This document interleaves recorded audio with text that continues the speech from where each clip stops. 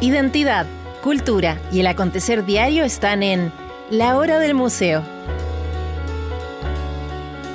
Desde ahora, les invitamos a un encuentro cotidiano con nuestra historia.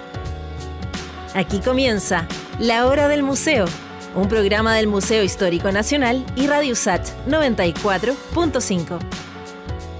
Sean muy bienvenidos y bienvenidas a un nuevo capítulo de tu programa de entrevistas favorito, La Hora del Museo, el programa del Museo Histórico Nacional que siempre nos sorprende en la señal de Radio USACH.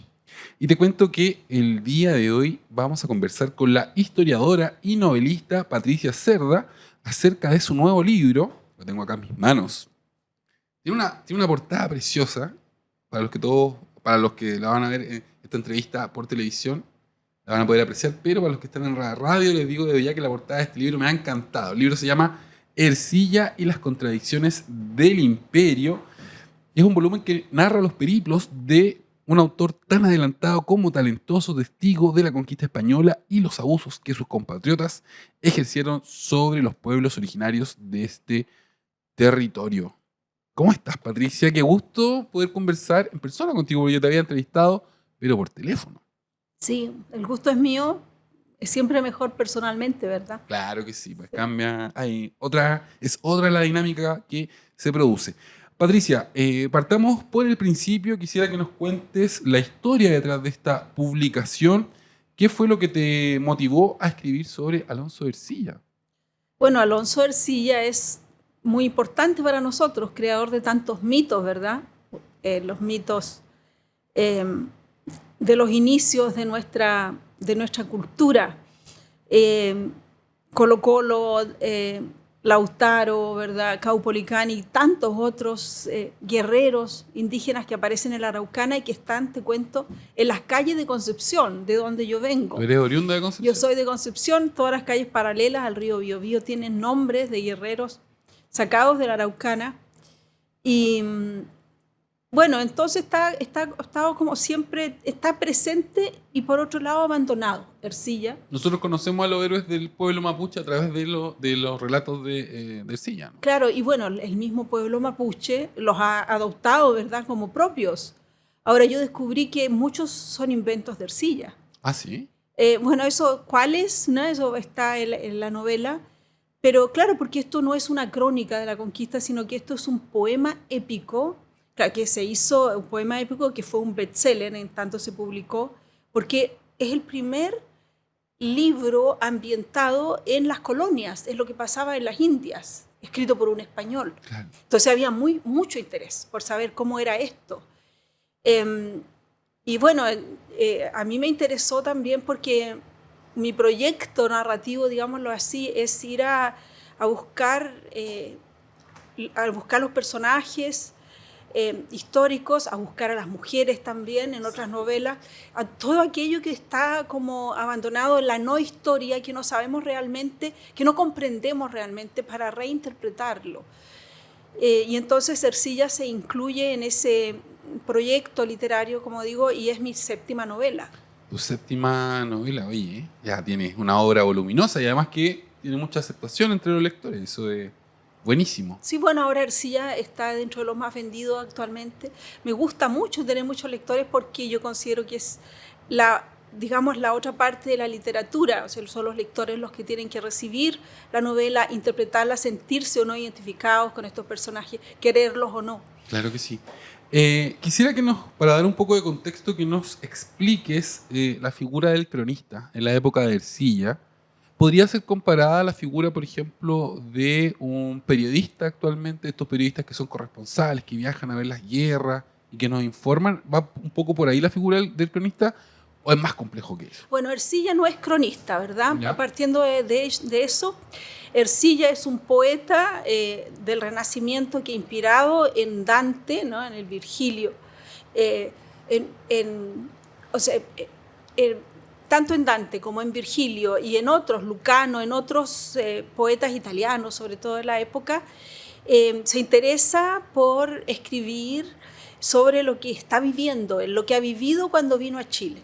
Eso es. Pero respondiendo a tu pregunta expresa sobre los cronistas, te cuento que él sí se vinculó con los cronistas de la conquista de Chile, que eran Mariño de Lovera, Góngora y Marmolejo, Jerónimo de Vivar. Esos tres son nuestros cronistas. Él los conoció a los tres personalmente porque los tres escribieron en el mismo tiempo. Ahora, el primero en publicar fue Ercilla. Claro. Y el que se hizo más famoso, porque algunas crónicas, como por ejemplo la de Jerónimo de Vivar, estuvo perdida hasta el siglo XX. Y la de Mariño de Lovera se perdió para siempre, porque el virrey del Perú, García Hurtado de Mendoza, no le gustó lo que estaba escrito en ella y la mandó a reescribir y hizo desaparecer el original. Y la otra, Góngora y Marmolejo, esa fue la que se conoció y que la escribió inspirado por Ercilla, porque dijo, bueno, yo también quiero escribir mi versión. Entonces los tenemos como entre cronista y poeta. Se dice que... Pero tú Ercilla lo ubicas como poeta, más que como cronista. Claro, mira, ¿sabes a la conclusión de que yo llegué? Es la parte, digamos, que compete a los españoles, las batallas, las caminatas, los lugares que estuvieron, el viaje que hicieron, ¿no? La llegada a la isla Quiriquina, después Concepción, el paso del Biobío y todas las batallas que hubo hacia el sur, que él las describe con mucha emoción. Todo eso es real y de hecho los compañeros de Ercilla tomaron la Araucana como probanza de méritos y servicios. Si era nombrado la Araucana ya es seguro que tiene sus méritos, digamos, claro, así. En cambio, el mundo indígena es de su imaginación, es mitológico. Él de alguna manera engrandece a este enemigo porque lo engrandece y lo ve en su dignidad humana. Eso, ellos lo ve como, respeta su lucha, ve que realmente están defendiendo su territorio y ve la legitimidad en esa defensa. En ese sentido, Ercilla toma partido por Bartolomé de las Casas, es un lascasiano. Claro. Y en la novela, es verdad, aparece como el encuentro entre él y Bartolomé de las Casas para los... Explícanos... Eso, vaya a escribir, para los que no saben quién es Bartolomé de las Casas. Él es un dominico, un sacerdote, un sí, religioso. Eso, un religioso dominico que tempranamente comienza a mostrar la otra parte de la conquista y escribe un relato que se llama Breve descripción de la destrucción de las Indias, que fue un bestseller. Eso fue en la época de Carlos V y por supuesto que todos los enemigos de España les encantó que hubiera retractores de España y defensores de los indígenas, habiendo, verdad, en toda España muchos detractores o enemigos de los indígenas que consideraban que la conquista era lo mejor que a ellos les podía pasar, claro, porque eran bárbaros, porque eran caníbales, eran herejes y claro, antropófagos y todas esas cosas. Entonces Bartolomé de las Casas sale a defenderlos y Ercilla toma partido por las casas. Y yo diría que ahí está, en esa empatía está la grandeza de él, de haber visto en los indígenas, en sus enemigos, haber visto seres humanos en toda su dignidad. Claro. Y además dándole esta dimensión heroica, ¿no? que le da a los le da la dimensión heroica de Ercilla no haber sabido los mitos que él estaba creando en su poema, claro. Claro que sí. Quiero preguntarte también por el proceso de investigación y las fuentes que utilizaste para escribir este libro, lo voy a mostrar nuevamente en cámara, Ercilla y las contradicciones del imperio, pero me están avisando que vamos a tener que hacer nuestra primera pausa musical de esta hora del museo. Para todos los que están escuchando esta entrevista, les cuento que hoy me acompaña la historiadora y novelista Patricia Cerda. Con ella estamos conversando acerca de su más reciente publicación. Quédense en la sintonía de Radio USACH porque ya volvemos con más Hora del Museo.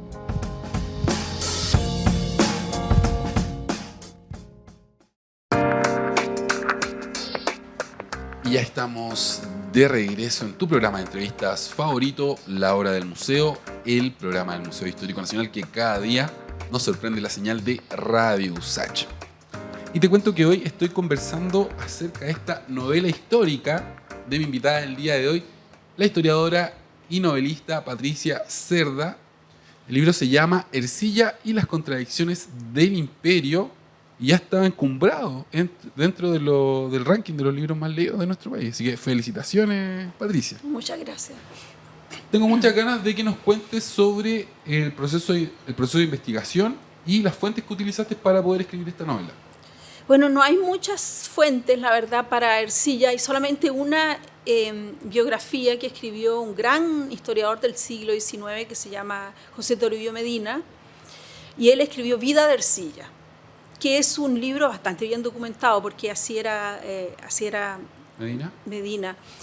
Y fuera de eso fui a Madrid, a la Biblioteca Nacional de España. Allí encontré más documentos, encontré, por ejemplo, las crónicas de los viajes que Ercilla hacía con Felipe II, porque Ercilla viene de la corte, él fue paje de Felipe II e hizo viajes por toda Europa con él, claro, y tú lo relatas, que están relatados también en la novela, que me interesaron porque eso es como el preámbulo de la Araucana, porque en ese poema Ercilla siempre le habla a su amigo íntimo, que es el príncipe y después el rey, ¿verdad? Claro. Entonces, y él le dice que él está contando la verdad, sin hipocresía, tal como pasaron las cosas, sobre todo en lo que respecta, ¿verdad?, a los españoles. Y eso sería, digamos, eso serían las fuentes principales. El resto fue también una investigación de la época, ¿no? ¿Cuáles fueron, digámoslo así, las influencias de Ercilla, los libros que él leía y los libros que se leían en la época? Y ahí tenemos a Garcilaso de la Vega, por supuesto, que está trayendo todo el renacimiento italiano a España, que está trayendo los sonetos, ¿verdad?, las octavas reales, y todas las formas métricas que los castellanos adoptaron de los italianos. Patricia, ya que nos metimos en este tema, en el tema de los viajes, ¿no?, de Ercilla por Europa, me gustaría que nos expliques un poco en qué situación estaba España durante esta época en el concierto geopolítico europeo. Te lo pregunto porque hubo un pasaje del libro, de la novela, que me llamó la atención, que es cuando están en Milán y Ercilla empieza a besar a una actriz, ¿no? Y en algún momento se da una conversación y le dice algo así como: los italianos despreciamos a los españoles porque ustedes son solo conquista, como solo guerra, y nosotros somos la poesía, somos el arte. Y me llamó la atención ese pasaje porque además, obviamente, en la novela tú los muestras yendo a Inglaterra, donde también le vienen mal a los españoles, sí, y luego en Alemania también. Entonces, sí, tengo muchas ganas de que compartas con nosotros un poco cómo se situaba España, la cultura española, dentro de este contexto europeo del Renacimiento. Uh-huh. Bueno, España, a partir de la conquista de un nuevo continente, ganó mucha importancia en Europa. No la tenía antes. Ya. Cuando Carlos V asume como rey de España, o sea, Carlos I de España y V de Alemania, España no era lo que después llegaría a ser. Ya, no era el imperio donde no se ponía el sol. Donde no se ponía el sol. Eso pasó en la época de Carlos V, en la medida en que los Pizarro, ¿verdad?, y los Cortés conquistaban el imperio inca y el imperio azteca. Claro, y entonces eso significó en el contexto europeo mucha envidia, por supuesto, ¿no? A los ingleses les hubiera gustado ser ellos los que llegan ahí. Y claro, y los alemanes, ellos, si bien tenían el mismo rey, ellos también sentían, digamos, distancia, y eso está en la novela, porque ellos estaban en el pleno proceso de reforma religiosa. Claro. Y entonces ellos consideraban que los españoles eran intolerantes. Y que con esa misma intolerancia ellos iban, y lo decían con razón, a América, y así trataban también a los indígenas, a quienes consideraban herejes. Entonces había críticas por todos lados. Claro. Pero por otro lado, la cristiandad en sí tenía, ¿verdad?, enemigos, que eran los otomanos, que querían llegar a Viena y construir ahí en el centro de Viena una mezquita. Entonces tenían también que unirse, como de hecho lo hicieron, para pelear, ¿verdad?, en la Liga, se unieron en la Liga Santa para pelear contra los otomanos y ganaron en la batalla de Lepanto, y todo eso está, Ercilla lo mete también en la Araucana, y con una serie de juegos, por ejemplo, juegos de predestinización, porque esto, la batalla de Lepanto es en 1571, entonces él tiene que mirar el futuro para poder ver eso, pero todas esas libertades se da al poeta y sus lectores de ese tiempo le perdonaban todo, le aceptaban todo, los veían como el gran genio Alonso de Ercilla. Claro. Otra cuestión contextual que también aparece en la novela y que me parece muy interesante de conocer, porque siento que es un relato que nosotros escuchamos poco en nuestra educación acá en nuestro país, es la relación entre los conquistadores y la nobleza española. Porque en el libro también, o sea, los personajes, también reflexionan sobre esta cuestión, ¿no? Que no es una buena relación. Ahí hay algo que me gustaría que nos explicaras cómo funcionaba, porque nosotros acá conocemos la historia de los virreyes, de los conquistadores, pero cómo eran recibidos en Europa, cómo eran mirados en Europa estos líderes, estos militares que venían a hacer la conquista a España. Sí, claro, ahí hubo un conflicto fuerte. Lo que pasa es que la nobleza española en esa época había nacido la Reconquista. Las noblezas siempre nacen en procesos bélicos. Y entonces muchos hijodalgos, o sea, personas normales, cristianos viejos pero pobres, como Pizarro, como Almagro, como Pedro de Valdivia, vieron en la conquista de América una posibilidad de ascenso social. Y, de lograr esta nobleza. Claro, una posibilidad de ascenso social, y en el momento en que logran ciertos títulos, por ejemplo, de gobernador de México, de gobernador de Chile, ellos buscan comprar un título de nobleza, o que el rey los ascienda y los nombre condes, marqueses, Claro. etcétera. Y entonces lo que pasa es que la nobleza que ya estaba no le gusta esto. Claro. Entonces hay un conflicto ahí. Patricia, ¿tú crees que esta figura tiene algo como del nuevo rico, por ejemplo? Claro, pero siempre así, va a ser así, es una constante antropológica, que los que ya están establecidos no les gustan los advenedizos. Claro. Eso siempre hay. Y el conquistador español era un advenedizo en la corte de España. Y hubo muchos conflictos en esa época. Ahora, menos les gustaba a los conquistadores españoles que estaban en las Indias cuando el rey mandaba nobles, porque ellos llegaban, como quien dice, a profitar de algo que ellos habían logrado. Claro. Y uno de esos advenedizos es García Hurtado de Mendoza, aquí. Que es el que sucede a Pedro Valdivia después de su muerte. A quien su padre, el virrey del Perú en ese momento, lo nombra sucesor, y es un marqués que llega aquí con ropa para cambiarse, y con ideas de que llegó, no sé, a la corte del Reino de Chile cuando esto es una tierra de guerra. Y en ese momento él se hace muchos enemigos, y uno de sus principales enemigos es Alonso de Ercilla. Esta novela tiene un malo, y este es García Hurtado de Mendoza, claro, enemigo mortal de Alonso de Ercilla, y esta enemistad dura para siempre, y se nota en el poema épico porque lo llama vanidoso, cruel, mozo, capitán, acelerado, o sea, lo deja muy mal. Y esto es terrible para este marqués, porque estamos hablando de un bestseller que es leído en toda Europa. Claro, lo deja pésimo, digamos. Y lo deja pésimo, y él utiliza todas sus energías en tratar de mejorar su imagen, y así surge, por ejemplo, nuestro primer poeta chileno, o sea, nacido en Chile, el criollo Pedro de Oña, que es comisionado por García Hurtado de Mendoza para que escriba la versión a su gusto. Para que hable bien de él, ¿no? Y así surge el Arauco Domado, claro, nuestro primer poema, nuestra primera obra nacional. Claro. Patricia, está pero interesantísima esta conversación. Voy a recomendar nuevamente esta novela histórica. Me ha encantado la tapa, me ha encantado el contenido. Búsquenla en su librería favorita. Se llama Ercilla y las contradicciones del imperio. Y la firma mi invitada del día de hoy, la escritora e historiadora Patricia Cerda. Nos vamos a una pausa, pero rápidamente volvemos con más Hora del Museo.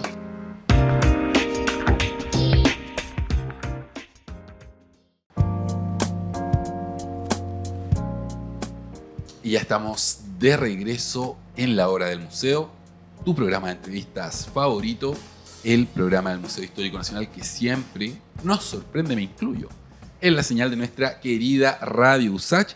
Y el día de hoy estoy teniendo una animada conversación acerca de este libro que ya está instalado en lo más alto del ranking de libros más vendidos en nuestro país. Me refiero a la novela histórica Ercilla y las contradicciones del imperio, de la escritora e historiadora Patricia Cerda, quien nos está visitando desde Alemania, ¿no? Sí, vine por el mes de abril a El mes del promocionar. libro, a promocionar Sí, tu, sí. tu novela. Oye, otra cosa que también siento que es necesario que nos expliques, porque es difícil de entender para nosotros chilenos que nacimos, bueno, siglo XX, fines del siglo XX, siglo XXI, es la relación que tenían los españoles con su imperio, ¿no? Esta idea como de obedecer al rey, había algo que a mí, digamos, me cuesta entender, me cuesta asimilar, ¿no? Como esta obediencia casi ciega a las órdenes del rey. Quisiera que nos expliques también cómo funcionaba un poco la sociedad española en ese sentido, cómo desde el rey manaba todo el poder hacia abajo, porque nosotros acá tenemos un presidente, tenemos un parlamento, tenemos muchas cosas que nos hacen difícil, ¿no? Como ponernos en ese lugar, ¿por qué obedecer al rey? Bueno, eran monarquías, ¿verdad? Y había una relación especial entre los súbditos y el rey de obediencia completa, porque el poder, se decía, venía de Dios. Claro. Entonces obedecer al rey era como obedecer a Dios. Y había una identificación total con la corona. Con la corona, con el imperio, ¿verdad? Con la religión. Y tal así que si alguien desobedecía, caía en la categoría de hereje y era castigado, ¿verdad? Ahí teníamos a la Inquisición, por ejemplo. Entonces era claro, la figura del rey aunaba el poder político, militar y religioso. Todo el poder, era un poder absoluto. Y bueno, pero por otro lado, había en general pocas manifestaciones de rebeldía, también hay que decirlo. Eran en general en España eran tan pocas que inmediatamente eran sofocadas. Y ahí estaban, por supuesto, que los juicios de la Inquisición, estos autos de fe, ¿verdad?, que eran terribles porque había quemas de personas ahí en la Plaza de Madrid. De hecho, Ercilla pasa por uno de esos lugares en que va a tener lugar una ceremonia así, pero él no asiste. Claro. Entonces, claro, es un sistema muy diferente al nuestro, y ese sistema se acabó con la Revolución Francesa, ¿verdad? Claro, donde se produce, ¿no?, esta división de los poderes, claro, del Estado. Cuando llega la idea de la división de los poderes del Estado y más adelante la idea de la democracia y todo eso a partir de la Ilustración, pero faltaba mucho todavía en la época de Ercilla. ¿Sí? Pero a mí ese como orgullo de pertenecer al imperio, que claro, nosotros en los Estados Nacionales lo sentimos puede ser la bandera, el equipo de fútbol, el himno, me resulta curioso, ¿no?, que esté encarnada la figura de una persona que representa la corona, ¿no? Es como interesante esa pulsión de obedecer de ese modo. Sí, bueno, nosotros en el siglo XXI sí nos sentimos parte de algo. Yo me siento, por ejemplo, chilena completamente, me identifico con todos los chilenos. Cuando escucho el acento chileno es mi acento, y ahí está la comida y, como tú dices, los símbolos nacionales. Pero lo que nosotros tenemos es libertad, ¿verdad? Claro. Que es una libertad de conciencia que en esa época no había. Claro, no, o eras del Imperio Español, o del Imperio Inglés, o del Imperio... Claro. O sea, austrohúngaro, lo que hubiese, digamos, francés.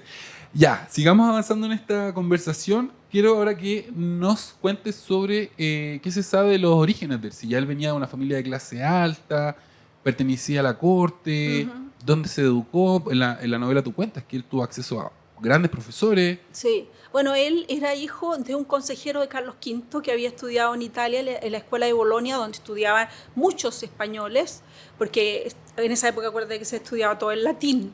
Exacto. Había que saber latín. Era la lengua franca. Era la lengua franca y la lengua de los intelectuales, de los educados, de la gente culta de esa época.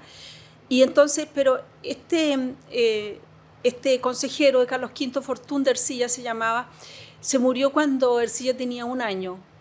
Y la mamá viuda quedó con 4 hijos, se las arregló para que sus hijos, 2 hijos, un hijo se hizo cura, la otra hija se casó, y con otra hija, y Ercilla se fue a vivir a la corte como dama de honor de una de las hijas de Carlos V, y Ercilla pasó a ser paje de Felipe II, el príncipe heredero, o sea, de Felipe, el posterior Felipe II. ¿Qué significa ser paje? Significa que, que ellos crecían en el castillo en que vivía el príncipe y tenía los mismos profesores. Eso significa que Ercilla tuvo una educación muy elitista de esa época. Hablaba perfectamente el latín, ¿verdad? Leía todos los clásicos, los mejores profesores que venían desde Salamanca a hacerles clase, y después entonces hacía todos estos viajes con el rey, que también eran procesos de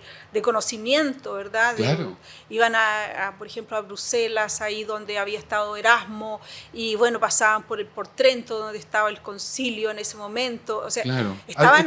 Hay una idea que aparece en el libro que la marqué, que es como lo que no ha pasado primero por los sentidos no puede entrar en el intelecto, ¿no? Como que era ese el principio que lo regía, Sí. ¿no? Como ir a ver, conocer, estar, Sí. empaparse y luego hacer la... Sí. Y no, bueno, y Ercilla era una personalidad, yo creo que queda claro en la novela, muy curiosa, Claro. le encantaba viajar, nunca estaba en un mismo lugar, incluso cuando se casó, ¿verdad?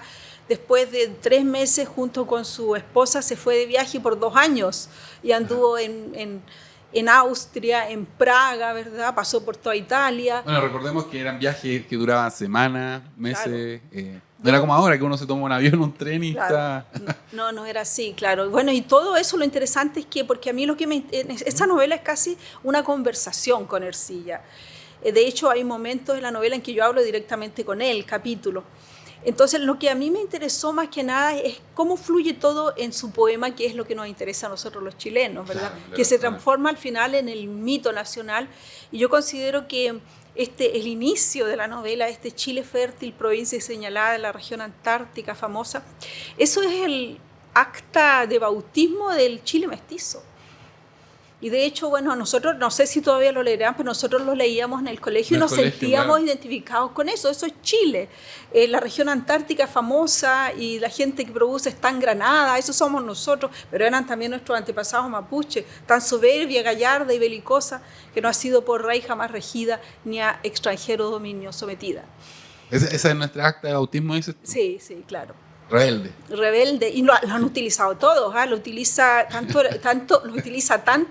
el mundo mapuche al que Claro. se refiere él indirectamente, pero también lo ha utilizado, por ejemplo, Pinochet, fíjate, con esto de extranjero dominio sometida. Sí, hablaba, por supuesto, de la Unión Soviética. Claro. O sea, lo han utilizado Y muchísimo. en siglo XIX, los independentistas, Claro. ¿no? Lo utilizaban la figura También, del mapuche, claro. y luego, después en la época de la pacificación, digamos, También, y lo bueno, desechan. y uno de los grandes, digamos, mitos en la época de la independencia era Lautaro, ¿no? La logia lautarina. Exacto.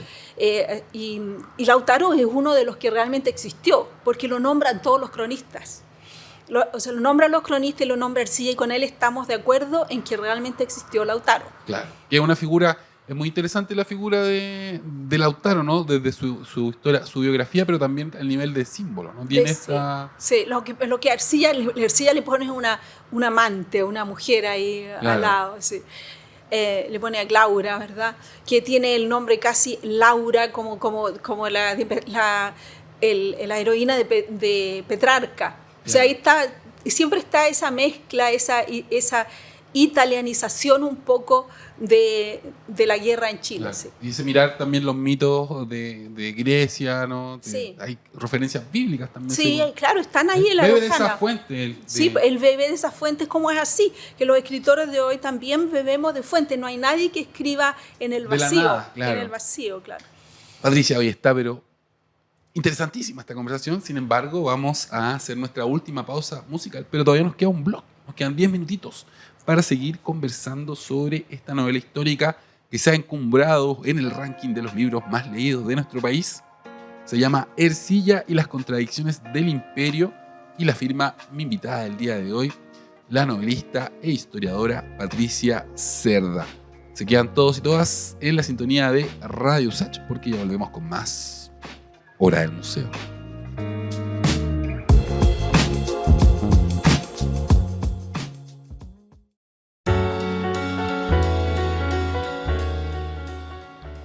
Ya estamos de vuelta, último bloque de la Hora del Museo, tu programa de entrevistas favorito, el programa del Museo Histórico Nacional, que siempre nos sorprende la señal de Radio USACH y también en la señal de Santiago TV. Recuerden que vamos por la señal de Santiago TV los días sábados y los días lunes, los sábados a las 13:30 y los lunes a las 22.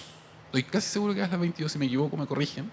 por el 50.1 Santiago TV, y luego las entrevistas que hacemos en este formato híbrido quedan almacenadas en nuestro canal de YouTube. Dicho esto, les cuento que hoy estoy conversando sobre esta novela histórica. Está acá, la muestro en cámara. Ercilla y las contradicciones del imperio, de mi invitada del día de hoy, la escritora e historiadora Patricia Cerda. Patricia, bueno, ya nos contaste harto sobre Ercilla en España, ¿no? Que viajaba mucho, que dominaba distintos idiomas, un tipo educado en la élite de la corona española, paje del príncipe Felipe. ¿Por qué termina en... Bueno, primero en América. Sí. ¿Por qué? ¿Por qué? Porque, te lo pregunto, perfectamente se podría haber quedado en la corte, escribiendo de lo que veía allá, pero ¿qué pasó? Y fue una buena idea. Sí, bueno, eso en algún momento se lo pregunta, ¿verdad? ¿Qué estoy haciendo aquí? Eso fue producto de su curiosidad. Él quiso ir a ver o venir a ver qué pasaba aquí, porque llegaban tantas noticias, ¿verdad? Casi, pero de boca a boca, porque en esa época todavía...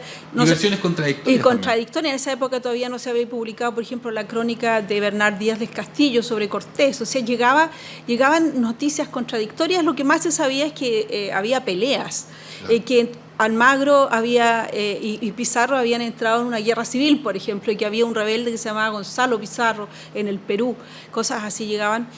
Y él conoció a Jerónimo de Alderete, que era una mano derecha de Pedro Valdivia, que él mandó a Londres, donde se estaba casando Felipe II, claro. y Ercilla estaba como paje, ¿verdad?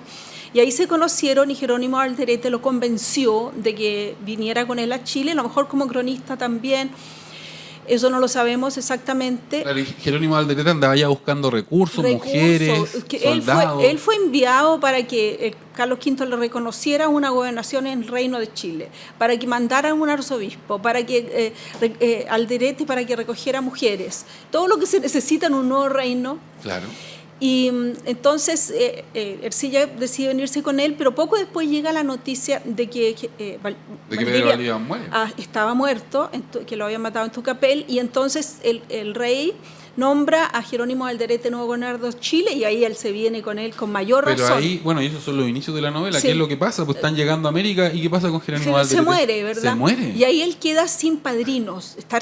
Tú en el Imperio Español necesitabas padrinos, de hecho, ¿verdad? Ercilla sospecha de que envenenaron a Jerónimo de Alderete. Yo también sospecho de que él fue García Hurtado Mendoza el malo, ¿verdad? Claro, que como venía con su padre, él que era el virrey del Perú, si desaparece Alderete, yo soy el nuevo gobernador de Chile, y así se hizo. Y entonces llega al final, se venía con su amigo Alderete y llegó con su enemigo, claro. García. Y eso ya es una novela. Yo cuando descubrí esto dije, pero si esto era una novela, ¿cómo no lo ha contado nadie? Claro. De hecho, bueno, los ¿Viste ahí la oportunidad de contar esta historia? Claro, claro. Y bueno, y estas emociones como la rabia, ¿verdad?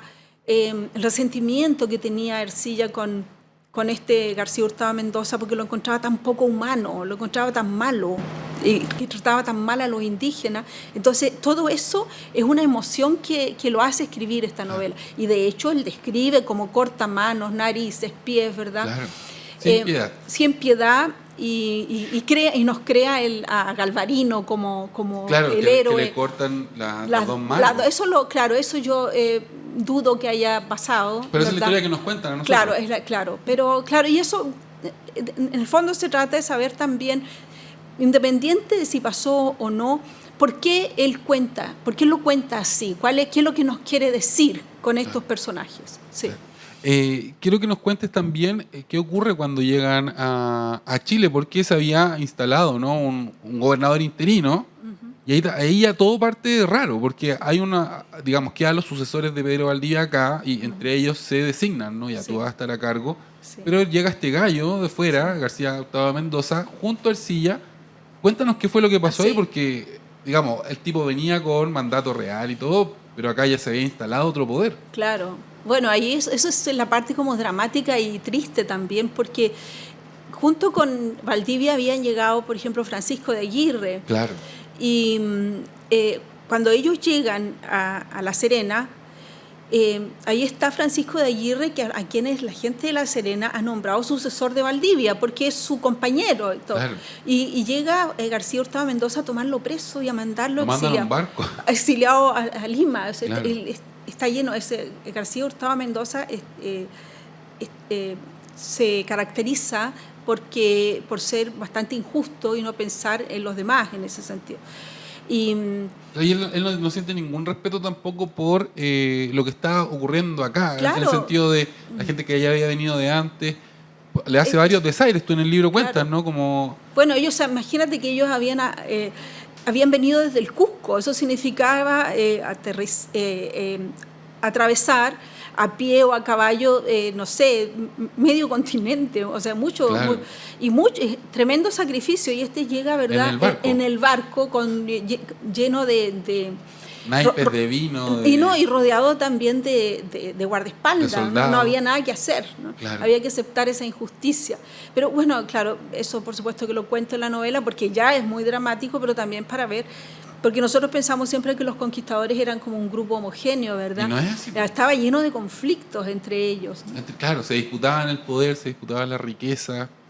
Te quiero preguntar por un pasaje que también me sorprendió de la novela, que al principio no vamos a contar todo el libro, obviamente, la idea es que ustedes lo lean, pero es lo que ocurrió en la isla Quiriquina. Eso está acreditado que eso pasó. Sí, bueno, la verdad es que la única persona que sabemos que pasó es el mismo Ercilla, pero los otros compañeros también en algún momento, cuando ellos querían que le retribuyeran su trabajo, también lo cuentan. Ya. Cómo fue la llegada de las Quiriquinas y los conflictos ahí. Era una isla habitada. Era una isla habitada, claro, sí estaba habitada. Y sí. ahí se provoca, ¿no?, esta suerte de... Bueno, no llega a ser una matanza, pero sí hay muertes, sí claro. Hay... toman presos. Sí, ahí ya el primer conflicto. O sea, la verdad es que el primer encuentro entre Ercilla y los mapuches, a quienes él llama araucanos, es en la isla Quiriquina. Claro. Pero ese es un encuentro, digamos, en que no tenían cómo defenderse los indígenas, porque nosotros tenemos que pensar que llegan estos conquistadores tapados de hierro, ¿verdad? Y ellos solamente no tienen cómo defenderse, claro. y no tienen hierro, no tienen pólvora, no tienen cañones, no tienen armas. Lo único que tienen es la flecha envenenada, esa es su arma, y aprenden a utilizarla muy bien apuntando los ojos, etc. Eso sí. Y bueno, y después pasan a Penco, ¿verdad? Y construyen un fuerte, y allí ya está la primera batalla. Claro. ¿Qué crees tú que fue lo que conmovió realmente a Alonso Ercilla del pueblo mapuche? ¿Realmente fue como su hidalguía, o en realidad fue que estaban siendo víctimas del maltrato de los españoles, como una suerte de... ¿cuál es la palabra? De empatizar, ¿no? Sí. Pero a través de sufrimiento que estaba generando su mismo pueblo a los pueblos originarios. Compasión, dices tú. ¿Sí? Claro, él sintió compasión, pero también admiración. Sí, los vio que estaban muy bien ordenados, y dice que en algún momento que ni los alemanes se ordenaban también. Yo creo que era así también, porque acuérdate que le habían ganado antes los incas, ellos ya tenían una cierta experiencia. Exacto. Bélica, digamos así. Y sí, pero también en algunos momentos... por ejemplo, cuando va al seno de Relongaví, llegan hasta ese lugar más al sur que llegó él, ahí se encuentra con los huilliches, la gente del sur, que son, hasta el día de hoy, como no tenían antes de la conquista un contacto con los incas o algo así, no eran tan guerreros, y los recibieron muy bien, y ahí él considera que ese es el recibimiento humano, digamos, que tienen los indígenas de América, que todavía no se han topado con los españoles. Claro. Y él dice, este es el verdadero indígena americano, es bueno, es generoso, y ojalá que nosotros nos vengamos también, dice, a corromperlos. Claro. Patricia, lamentablemente hemos llegado al final de esta hora del museo, se me pasó volando, te quiero agradecer que hayas querido conversar con nosotros. Si te quieres despedir, este es el momento. Bueno, yo te agradezco a ti por esta interesante conversación, agradezco a los oyentes y a los televidentes que también hayan prestado atención. Los invito a conocer la novela y a comentarla conmigo si quieren en mis redes sociales. Yo estoy en Twitter, en Facebook y en Instagram. Ya. ¿Cómo es tu usuario? Patricia Cerda, siempre Cerda. Patricia Cerda. Ya. Voy a mostrar por última vez el libro en cámara para que lo busquen. Ercilla y las contradicciones del imperio, de mi invitada del día de hoy, la escritora e historiadora Patricia Cerda. No me queda más tiempo, me tengo que despedir. Me encanta hacer este programa, pero tiene un final. Eso sí, nos reencontramos mañana. Yo soy Luis Cruz, el conductor de La Hora del Museo. Un gran abrazo y chao, chao, chao. Esto fue La Hora del Museo, un encuentro cotidiano con nuestra historia. Un programa del Museo Histórico Nacional y Radio USACH 94.5.